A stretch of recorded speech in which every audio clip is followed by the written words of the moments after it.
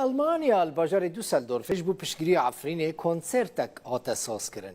ده کنسرت ده هنرمند نظام الدین آرجی بشدار بو بستران خواه افکاری خوش بو عفرین آنی زمان.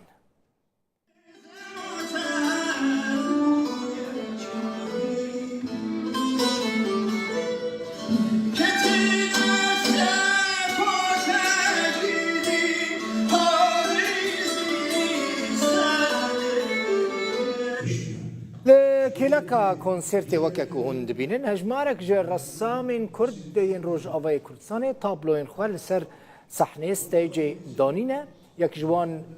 يحيى سلوية ده كونسرت ده پیشانگه جا آلي كوملايا رنگين فهاتيه بري و برنو دهاتا وي چالاكيه جبو عفرين و خلقه ويه جا هر چار پرچاين كردستان خلق بشدار بو بهف رجي تفلي خمين عفرينيان بون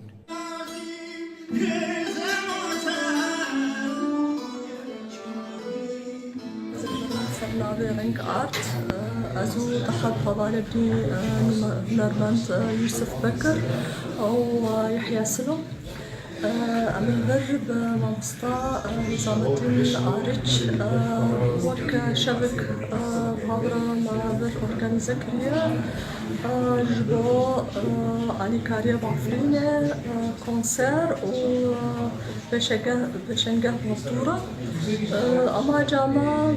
أم كاربن علي كاريا بخلق مالي عفرينة بكن وخلق تعبج شرطي تنور